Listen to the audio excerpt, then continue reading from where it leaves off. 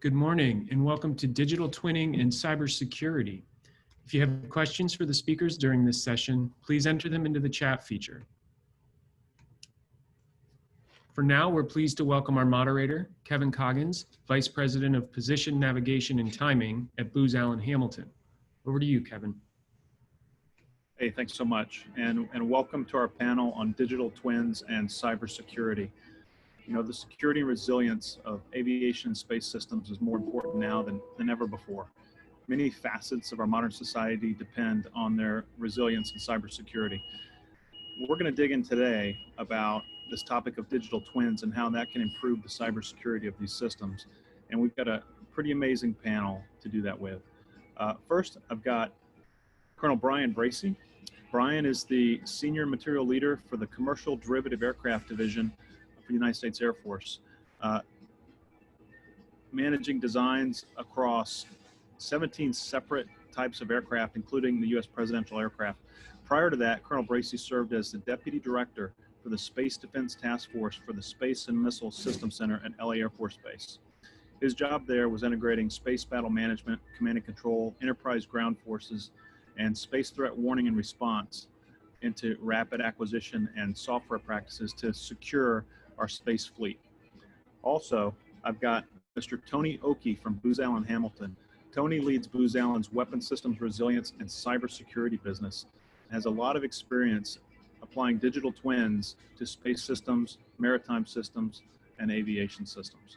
I want to welcome those two panelists, and I believe we're waiting for Colonel Bracey to still join, but Tony, over to you if you'd like to make an introductory statement. Yeah, thank you, Kevin, for the introduction. I've been involved with the concepts of digital twins dating back to the early 2000s while supporting the GPS program office in Los Angeles and the ground segment modernization program at the time. That modeling and analysis effort utilized some basic unified modeling language tools, but was still very helpful in achieving our goals. The modeling was very effective at helping us flesh out the full scope of needed capabilities and clearly communicating these capabilities between the government and the prime contractors. As time has gone on, the technology available to us for digital twinning has increased tremendously, and we have many available options to us, including augmented and virtual reality, model-based systems engineering, software-based simulations, and hardware and loop models, and combinations of all of these. My team has been mostly using combinations of model-based system engineering, software simulations, and hardware in the loop to perform cyber vulnerability analysis, testing, and solutions development.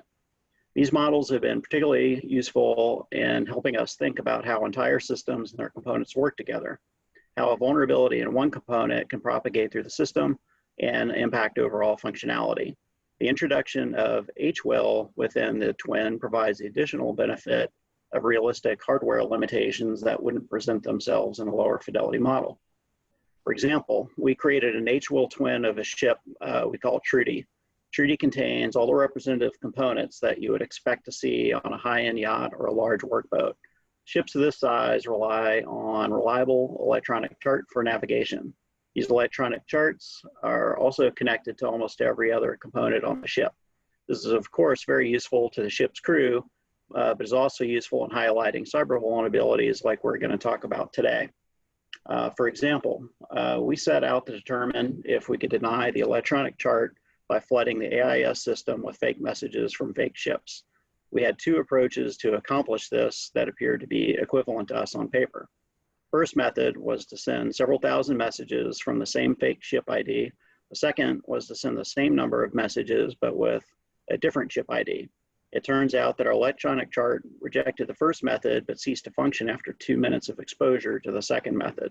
So now we know that if we're going to invest in a cybersecurity solution, we should spend our time and money only on the distributed attack. After using digital twins with HWIL whenever possible for cybersecurity analysis over the past 5 years, we have learned that findings such as the electronic chart example are not unique to maritime. They've applied equally in automotive, aviation, and space systems. Thank you, Kevin, and we're looking forward to the chat today. All right, hey, thanks. And I'm talking to Colonel Bracey on the side. He's trying to get in. He should be here in just a minute or two. Tony, what is a digital twin? Well, there are many different versions of digital twin. One example of a digital twin that people commonly think of is a virtual reality version of something, whether it's a house that you might look at while you're working with an architect. Another example of a digital twin for virtual reality, an example Booz Allen's made is the interior of a C-130. And what this allows the crews to do is to be able to train in a realistic environment without the cost of having a massive hardware infrastructure to support that. And our cyber world, the virtual reality isn't relevant to us. However, model-based system engineering, digital simulations when appropriate, and hardware in the loop, in combination, we're able to use these things to simulate all or parts of large systems, which can represent a baseline of truth for us. Model-based system engineering has been particularly helpful when diagnosing large systems, particularly existing systems that have been around for a while. And what's useful about this is we can take thousands and thousands of pages of documents and then boil it down to something that's easily understandable and digestible by a normal person. This is our go-to tool. It allows us to maintain a baseline of truth, whether we're doing cyber analysis or preparing for testing or preparing for solutions. And while exceptionally helpful, we sometimes have to move to software simulations. We use software simulations in cases where hardware is not available or we don't need all the hardware. And then finally, for digital, when we have time and money, it's very useful to introduce some or all of the hardware components so you can get that last bit of fidelity. So Tony, what I'm hearing is that the digital twin it can be a lot of different things that allow you to model the system. You know, when we build a satellite, when we build an aircraft, there are a lot of things that go into that design that aren't necessarily reflected on paper. There are things that go in that design that might change from what the documentation says. How accurate can a digital twin be to detecting and helping to resolve cybersecurities in these systems? Well, that's a great question, Kevin. We've experienced a very similar situation to what you mentioned in the satellite world and in basically every system we've ever looked at.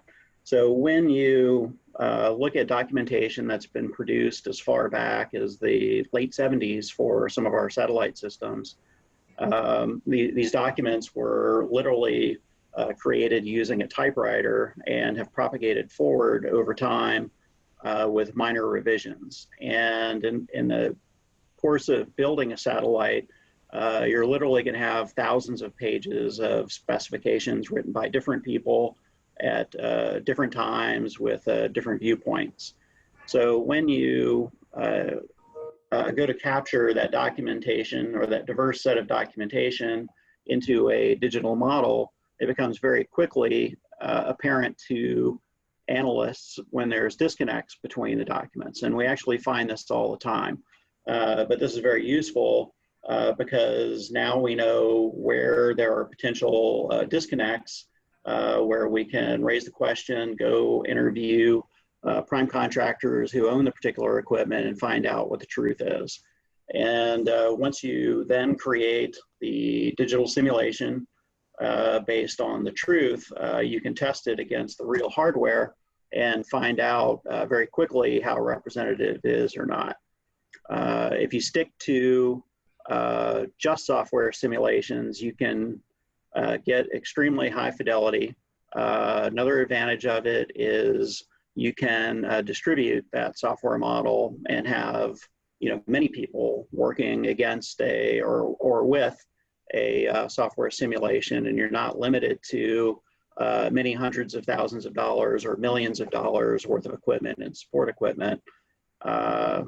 In addition to that, another benefit is if someone breaks something or finds a problem, it's just limited to that software component and has not invalidated or damaged or affected offline or other critical assets. So Tony, it sounds like the digital twinning you're talking about is when you make a digital twin of a current system that we have where we don't understand the cyber vulnerabilities or the interconnections, even like a GPS satellite. And we're going to talk about the GPS satellites in just a minute. But also, you know, Will Roper, the acquisition chief for the Air Force, made an interesting announcement this week. He called for the development of more digital aircraft. In fact, he revealed that the Air Force had developed a digital aircraft using digital engineering and a digital twin probably before they built the aircraft. And he even revolutionized the way aircraft are named by saying that he's going to give aircraft the designation E instead of F-15 or B-17 or B-1B, but an E series for aircraft developed with digital twins ahead of time, which is phenomenal. You know, Hello. how can these digital twins help you with something you haven't designed yet go faster? Let's see. That's also a great question and a topic area I'm actually very passionate about. So I've been in the space business for 23 years now, and it's always been very frustrating for me where a program office writes vague requirements. You send that out to a contractor.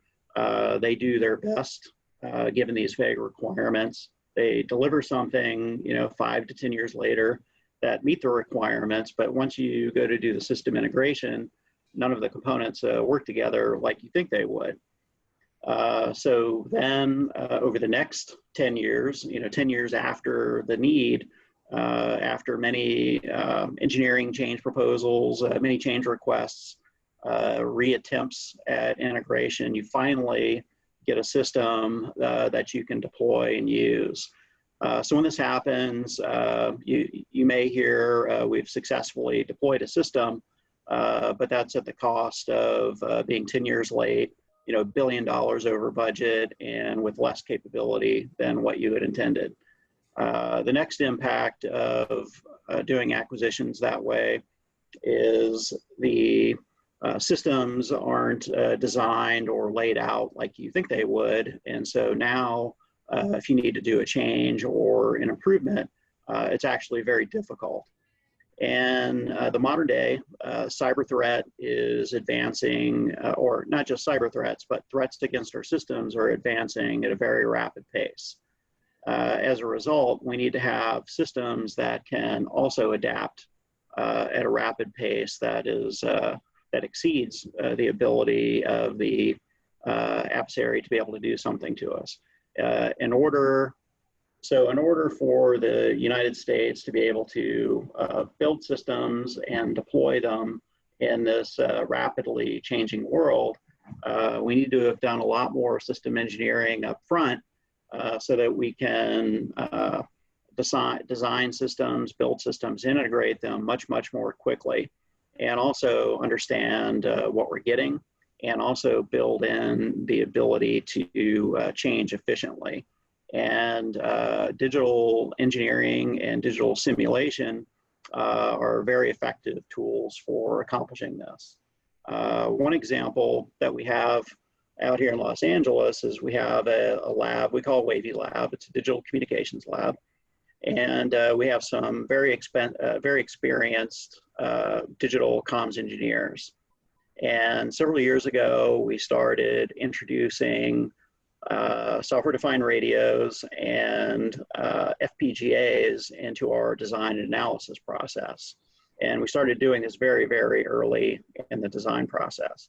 So we would start out like every other good engineer in PowerPoint and lay out link budgets, waveform designs, forward error correction mechanisms, and everything would look great on paper. So within about 30 days, we would take that design and move it into software-defined radio, which is a type of digital simulation or digital twin. And then what you would be introduced with is, well, you know what, these radios aren't perfect. There's noise in between the two radios. One of the radios moved, And what that forces you to do is to go back and look at your design and determine, did you account for real world imperfections and not just the mathematically perfect solution. So then the next level of fidelity is moving that radio into an FPGA. And what this forces you to do is think about how computationally complex is that forward error correction algorithm, or how complex is that encryption algorithm, and can it be run in a constrained environment like you would expect to see in the real world. So digital twinning and high fidelity modeling and simulation is always beneficial to the systems engineers, even if you're not going to build the final system, to be able to help you project out into the future what the implementation would look like, and also to work out the kinks as early as possible. Tony, thank you. And I believe we have Colonel Bracey that has joined today. Colonel Bracey, are you there? There he is. Yeah, can you hear me? Yes, sir. All right, happy to be here. Welcome, sir. I'm glad we got those comm snafus worked out there. Yep. Hey, thanks for joining today. Tony Oki just gave us a really good rundown on digital twins and how we apply digital twins to aircraft. We even talked about Dr. Roper's new push for digital engineering on aircraft design and his announcement this week about the new E-Series aircraft. And so I gave you a brief intro. I'd appreciate if you could talk about how critical cybersecurity is of our current operating systems, both in the air and space, and how you see digital twins having an impact on that. Okay, so I'll go all over the place for this. First off, for the commercial derivative aircraft division, I'm jealous of the fact that if you were developing a new aircraft right now, that you can use digital twins, right? And that technology is sufficiently mature to really put yourself in a great position going forward. In our case, we're flying aircraft that are as old as 46 years. So trying to bring that technology in there's a high level. It's not the easiest thing to do. Shocking. But we are going after a couple different things within that with specific subsystems to be able to put those particular models into that and see how they do the interfaces and interactions with things that we can get mileage in the future out of versus just the airframe piece of that going forward. But speaking to the cybersecurity aspect or the cyber defendability of our assets, the concern we've got right now is we'll divide the aircraft into two parts: the green and then you've got the back end, the comm piece. The comm piece has been most of the attention has been placed on to make sure that there's cyber tools that are inside of that, both man in the loop and automated systems that are doing things to ensure that those are secure as possible. But the avionics piece, the part that my division is most responsible for, there's been very little that's been put into that. We've been lucky enough to find what I call the coalition of the willing that we've been able to partner with, both on the industry side and on the government side, in particular with the ACI, the Aviation Consortium Initiative. Well, we're partnering with a number of different organizations in both the private and public sector to how do we put in tools, first just to be aware of what's happening, find out what those network flows look like. The second piece, once you understand what it's supposed to look like, what do we need to put in place then to be aware and have attribution on what particular device and what thing is happening in what particular location. And the third part is then to be able to do something about it. So we've been working for about 1.5 years on that piece of it for our commercial derivative aircraft that allows us a little bit more flexibility to partner with the private industry in particular, because we're working with Gulfstream 550 aircraft. We're working with Boeing 737s and 747s. So there's a part on the commercial side of it that's very applicable to the same type of aviation instrumentation that they're using is the similar stuff that we're using. Things like software-defined radios, flight management systems. How can we partner with them to understand where the vectors are at, and where do we need to put those tools in to be able to protect our things going forward? And it's also been helpful for us to, within that, to develop the intelligence background on where the threats are actually at that we need to focus our attention on. That's been typically a high bar in the cyber world, is to get folks to share information, right? On the government side of it, what it really turns into is if I'm the X2 aircraft and I wind up with a vulnerability that I've been able to identify in my aircraft, even if it's a commercially available component, because that's a vulnerability to my aircraft, I'm going to use my security classification guide and I'm going to essentially protect that. I'm not going to share it with anybody else. Okay, when we're dealing with 737 aircraft, right, that lowers that security bar, right, that we can do a lot of stuff with the commercial marketplace to understand where those threats are for those particular components, and they get a benefit of, and the industrial base then understands as well, from a Boeing standpoint, from a Raytheon standpoint, from a Collins standpoint, on things that we found, and we can share intelligence, and then we're able to essentially bring that into our fleets and expand it across a number of fleets. We've got about 11 different mission design series here, as opposed to something like just an X2 aircraft. Because if there's an X2 aircraft, there's only one person in the government has it. No one else has got that particular aircraft. In our case, there's a much larger enterprise that's able to essentially utilize that technology, that knowledge, that understanding, et cetera, and be able to apply that to make all the aircraft in that particular mission design series more cyber secure, more cyber defendable for the airspace nationally and internationally. Sir, it sounds like digital twins can help facilitate information sharing and flow amongst all those different organizations. Yeah, I completely concur, Kevin. Yes. Outstanding. All right, I'm going to pull you both into the space domain now, and sir, back into your space background. And Tony, I'm going to have you start. Tony, I know you've done some work with digital twins of some GPS satellites, something all cybersecurity and the challenges that digital twins can help with. Yeah, thank you, Kevin. That was a very interesting project for us and our team. So several years ago, there were these NDAA 1647 reports that everyone in the DoD had to do against all of their systems. And the report, what they ended up doing was having these large brainstorming sessions involving subject matter experts, engineers, cyber professionals, prime contractors. They would come up with a list of things that they thought were vulnerabilities against a particular system. And so then once they had these lists, the different program offices all had to report back up to Congress on whether or not these were actual vulnerabilities and what they were going to do about them. So the list of vulnerabilities for GPS, some of them were easily testable given the test assets available to the community. Some of them involving spacecraft in particular were not available. You know, you're not going to be able to do cyber testing against a real satellite. You're due to obvious threat and safety concerns. The ground assets where you could potentially do the testing are also extremely expensive. There's only one or two of them, and that one very high value asset that you use for testing is critical for all software development and integration of the space control segment.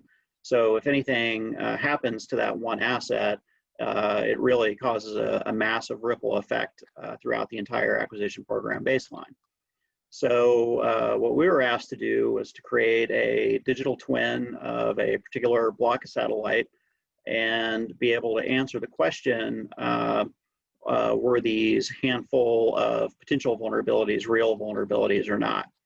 So we set out, we read thousands of pages of documents, compared one document to another, and we captured it all in a SysML model where we could now understand what the scope of the satellite was, how it was commanded, and how the commanding system worked. From there, we were able to then postulate how might you be able to perform some or all of the attacks that were described in this document. But what we found throughout the course of this analysis was the subject matter experts were heavily biased on focusing on vulnerabilities they already knew about, and did not look, did not take a clean sheet look at what all is possible. And so we ended up discovering a few things that hadn't been considered in the 20-year history of GPS. And we showed how those things could manifest themselves, and also how these problems could be detected and then mitigated and pass those along to the program office. In the meantime, we were able to show that some of the vulnerabilities that were in this report were real. Some of the vulnerabilities were not what the analysts had thought. And now that the program office can, answer the report to Congress and have a system-wide knowledge of how to implement a solution for this particular problem. Thanks, Tony. And my takeaway from that is that the digital twins allowed the Air Force to really get some insights into some vulnerabilities apart from some human bias, without Right. without touching the satellites, and it sounds like pretty rapidly. Right. We were able to. The hardest part of the work for us was reading all of the documentation. That took several months. The actually implementing the satellite and the software simulation took about 2 months. And you might ask yourself, well, contractor, if they're going to build a satellite, they're going to charge us $100 million. How can you with 3 engineers do an equivalent task in a couple of months?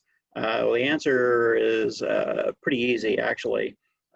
We have to have a functional model that works. We don't have to have one that works in space. So the bar for us is much lower and easier to implement. And the technology that's used in satellites really isn't that difficult functionally. It's not until you add, radiation and orbital dynamics and vibration and all the bad things that can happen in space. And we definitely don't have to worry about that part, just the analysis of how does it work. Thanks, Tony. Hey, Colonel Brace, I'm going to pivot over to you to talk about space and cybersecurity and your, what you see the challenges are and what you see the future holds. Okay, so a couple of things. So most of the time I've spent, I think 8 years of my career has been spent really focused more on the ground segment of aspect of things. And the reason why I think that's more important, where my biases come in, is that people have a tendency to focus on the satellite. And it's really cool, right? We put these billion-dollar things in space and they have all these incredible capabilities on them. But the real fact is the satellites really don't do anything unless you can see to them. All right, so once that satellite's in space, okay, what's on it is on it, unless someone's sending it through a data transmitter from the ground that can somehow talk to that satellite and put new stuff, new code, et cetera, onto that satellite, right? So at that point, you've kind of you've narrowed the surface area, the attack surface area, into what does the C2 link look like and what does the ground system look like. So if you're looking at the 5Ds, deny, degrade, destroy, et cetera, on satellite, you start with the ground system. And the reality is the ground system, most cases, is built on a normal of commercially available type equipment, right? That's touchable from an adversary if they're trying to understand and try to get into that particular aspect of that particular MILSATCOM, GPS, et cetera, right? So how do you defend the ground system is the first part to defending the satellite. If you can defend that and put the different cyber defense in depth in place when you develop that ground system, you've just made that particular satellite and that constellation, that capability, that much more defendable going forward, right? So enterprise ground system is something I spent a lot of time on, and that part of was building that cyber defense in depth right from the start, which is continually challenging yourself and bringing outside adversaries, or not outside red teams in there to look at what you're putting in at different layers to understand how to get ahead of the insider threat piece of it, how to ensure that the supply chain is secure, how to ensure that you've got tools that can actually track what's happening, understand what your network flows are. How do you essentially train people and put tools in place for them to understand what's happening and then to flag when things are non-nominal that are happening? And then how do you then understand what the threat-based intel coming in that says this is the thing that the adversary is most likely going to do, and put your resources towards that part of it. And then get that across the entire enterprise. Because when you look at the individual satellite systems, each one of them essentially is a stovepipe right now. There's one contractor that's built the grounds for each one of the different ones, right? So if I'm going to look at it from an overarching enterprise aspect, I'm not trying to defend the space enterprise.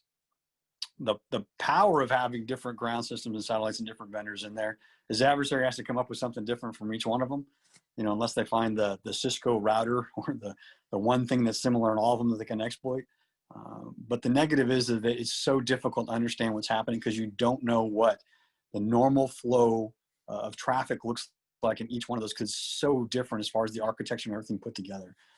So just like defending the normal IT infrastructure, you want certain places to be a Fort Knox of type that you everything has to go through there, so you can put the tools on there and have the people there to defend those key centers of gravity to make sure you can defend everything else. And if they get through that, okay, you got problems, but now you know where to go solve it, versus right now, man, they could hit me in 100 different places. And the reality is I'm not watching 99 of them. How do I bring that in?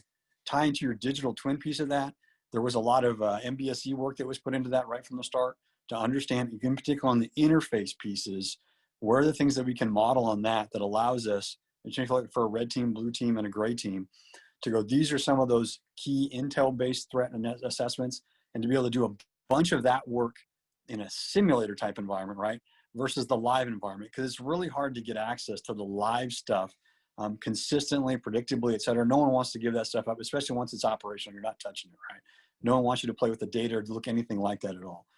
So you need to have that off-prem environment, whether that's a digital engineering environment or a simulator, that allows you to continually crush what the potential things are, and then be able to release that in a much more timely fashion. We're talking like in a quarterly at worst, to put patches in there to be able to stay ahead of where the adversary could potentially be there.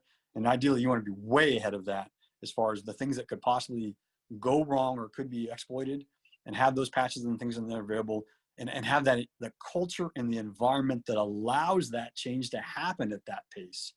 All right, so they're used to it. So when real things happen that are surprises, you're able to quickly bring those effects into place to preserve those space assets and those space missions and capabilities going forward. Awesome. Thanks, Colonel Bracey. I tell you, it sounds like space is, and our space capabilities, and you mentioned our air capabilities, our commercial derivative capabilities, very complicated. There are humans in the loop. There's a lot of information flowing. You made reference to that in both the air platforms and the space system, both the ground system and satellite system. I can see how digital twins could capture things that we may not capture in even a replica model, because you can capture human behavior in a digital twin. You can perhaps model even insider threat. So it sounds like digital twins are really a key, not just to speed, but to system resilience and cybersecurity measures and developing those. Yep, I completely concur. And I think, without you asking a question, the biggest threat on that piece of it that I see, right, from a program management aspect, is it turns into the resources and the funding, right? Is how do you establish that line that allows you to do a robust digital engineering from the very start? Because what some of the feedback you're going to get back is that doesn't produce a capability, like that mission part of it, but that doesn't fly, but that doesn't deliver a payload, but that's not, giving me that capability part of it. And it's trying to get into these are the basic fundamental building blocks that you have to have there to realize the amount of capability that you want and have that consistently going forward. So that's where that loop, breaking through that, is the most difficult part to me from a program manager, setting up a program and justifying and sustaining and defending that line, that you've got that team that puts that in place across the lifetime of a program. Absolutely. Great comment. All right, we're going to pivot now to some questions we have from the audience. And the first question I have is for Tony. Hey, Tony, with your digital twin, does it abstract the cyber, the hardware and software behavior elements of the system, or is it a full replica of the electronics and the software? I would say it would depend on what project it is and the availability and cost of components. So for Treaty, which was our maritime test bed, it was exact components. So it was real chart plotter, real GPS receiver, real automatic identification system. It was 100% real. For our satellite simulator, having access or being able to acquire parts from a satellite that was last produced in the mid-90s, that equipment just wasn't available to us. So that was 100% software simulation based upon specifications, requirements documents, interface documents, and interviews with experts. So that one, we did lose a little bit of fidelity. We know where we didn't have the fidelity we wanted, but we're able to account for that in the testing documentation. Another example would be aircraft simulator we're building right now. We call it Aurora. And that one is a combination of hardware components and software simulation to simulate the components that aren't available in the system. at this time anyway. And we use software simulation to, we use a flight simulator to create the inputs into the components to make the individual components think that they're like in some phase of flight, like taking off or en route or landing or whatever.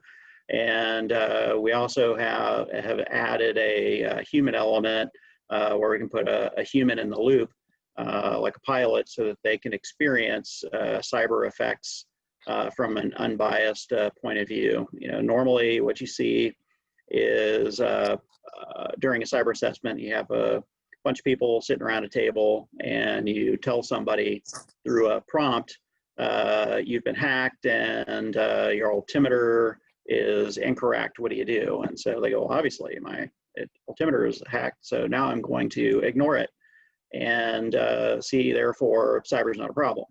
But what we're able to do in this case is introduce the effects of a cyber attack onto an unsuspecting pilot while they're having to deal with flying the airplane, alarms, weather, landing, and all the other distractions, and then be able to determine what's going on in their particular situation. And then that helps us determine, is this a solution that we can solve through training? Do we just need a new procedure, or do we actually need a material solution to be able to mitigate effects on a pilot? So, so really, the answer would depend on the particular situation, the cost, and the amount of time that you have to be able to implement a particular digital twin. Okay, thank you. Hey, next question for you, Colonel Bracey. It often takes a long time to affect an acquisition change on a platform that's been fielded, whether it's an air platform, a ground platform, or whatever. Should a digital twin illuminate issues and even solutions? Do you see challenges in getting those solutions to the field, or do you see that that's something that can be expedited? Yeah, I do see challenges there, Kevin, right? So like I mentioned, some of our aircraft, well, we just had a couple new delivered ones, but up to 46 years, right? So we deal with a number of different issues, whether that be, you know, proprietary data in some cases, having sufficient contract vehicles and access to contract vehicles, whether it be to the OEMs or the subcontractors, et cetera, to get the data that we could be able to use, even if it's government data.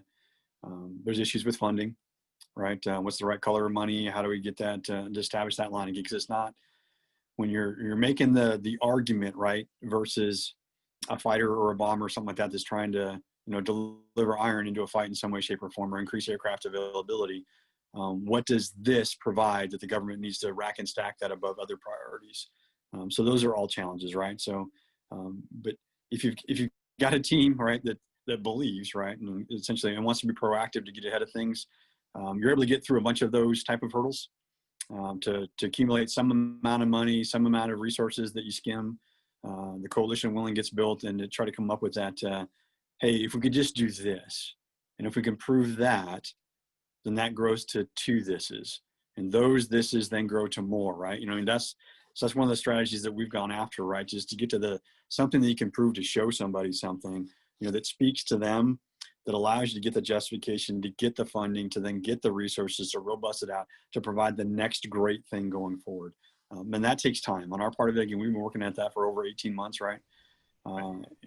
We're starting to see some fruit of that, right? But it does take time. I'll use an example from my last job, when we went after a number of things in the cyber to get that cyber defense in depth in the satellite ground systems. I just got an email to me about 2 months ago from some of the team that was there. And we finally realized something. They actually put it, fielded, got it accepted, but it took over 3 years from the time of the first idea to get something actually out on the floor. So there's a sense of, you know, failure. Wow, you did, but wow, did it take so long? But luckily you built that right team that did believe. And after you and other people have gone, it did get delivered. So someone's also trying to set the program up for success long-term.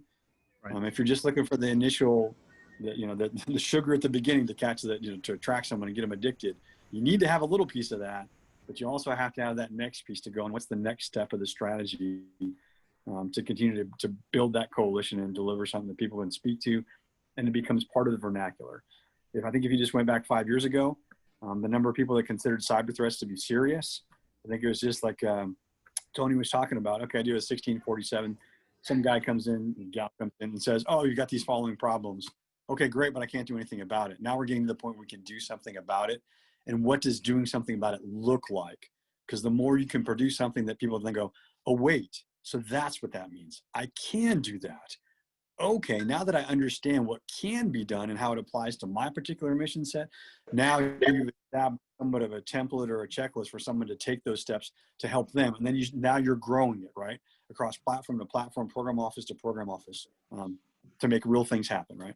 And then going back to your digital twin part of it, if I've got the money to do the digital twin part, you've got a team, an industry set of subject matter experts that can put that together. Hey, now I've got something I can lift and shift. Hey, here's what we did with the software-defined radio. We own it. Here's what the contracts, everything looks like. You can take that and build off of that for your specifics that you need on your platform, right? So 80% of the work is exactly, whatever that number is, that's already done. But can you do 20%? Yeah, the number of people that can do 20% versus 100%, much higher, much easier, and much easier to adopt and then translate across mission to mission to mission. Yeah, I'd like to build on something Colonel Bracey said, and that was the I believe piece. And if you bring in a PowerPoint or a Word document and say that you can hack something and it's a problem, people like to go, yeah, sure you can, and they don't really believe you. But if you have a digital twin that's representative of the actual system, and you show somebody, you enter something in a script, and components start moving in ways that you don't expect, that can be dangerous or damaging, now they believe because they see it. And digital twinning not only helps you flush out what the vulnerabilities are, it helps the I believe part tremendously. Thanks, Tony. Hey, I've got another question. We've got cyber test ranges and national cyber range across the U.S. to try to accelerate illumination of these in different fashions. Can these simulations we're talking about today with Trudy, with Aurora, with SatSim, can these be flowed into those cyber test ranges or the national cyber range? Are they today? Today they are not. However, we are projected to start a project with the GPS program office to be able to create and deploy a satellite digital twin out to the national cyber range. So the first part there is not yet. We're also supporting another client where we've been asked to produce training systems that are realistic. In this particular case, for this particular client, cyber is required in all of their operational training and exercise events. And the clients are tired of being handed a white index card as their input and reaction to cyber events. And so what we're being asked to do is create representative systems composed of real hardware in the loop components. And we are going to introduce some of those into one of the national cyber ranges. Other sets of those will be packed up in Pelican cases and brought to field locations where operators can, perform tactical cyber as a part of the regular operational mission. And in other cases, we're going to create systems like someone would expect to see and actually install them in buildings for the most high fidelity case. So sometimes they will be standalone, sometimes they will be connected to a range, and other times they'll be field deployable to be able to use in a realistic environment. Thanks, Tony. And gentlemen, thank you so much for the time on the panel today and answering the questions. I'd like to now do some closing remarks, and Tony, I'd like for you to go first, and then Colonel Bracey, I'd appreciate if you could close us out on final remarks. Tony? Yeah, great. Yeah, like I mentioned earlier in this presentation, I've been using digital twin technology for probably 18 years and have found it extremely successful. And I can certainly relate to Colonel Bracey's comment about justifying the funding line. We've certainly seen that it costs a little bit more to do a digital twin upfront.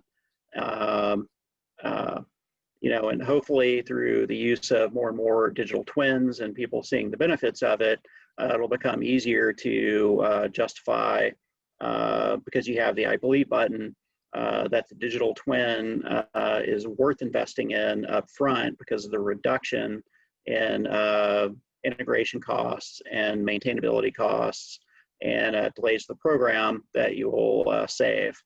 The downstream savings are tremendous. You just don't see them for 5 or 10 years, but it's exceptionally helpful to be able to do that extra and higher fidelity system engineering upfront.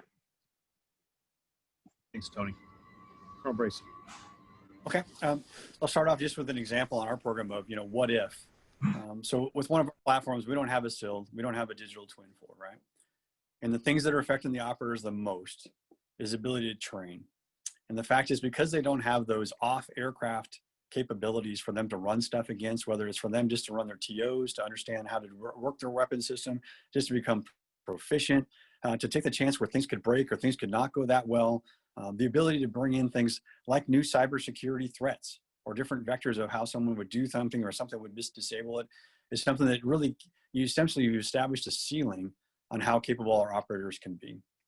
Investing in things like a digital twin is fundamental for everything on the cyber aspect of stuff, right? And obviously you'd like to have some hardware in the loop, but that benefit to the operator and to the mission, okay, of it allows you to realize the real capability of the weapon systems we're delivering, because the people and the systems can then do so much more, okay, off of the actual mission to learn what you should do during the mission. And that increases, exponentially, the effectiveness of the weapon systems that we're delivering out there to be able to essentially carry out the actions that our senior leaders want us to do to defend the United States.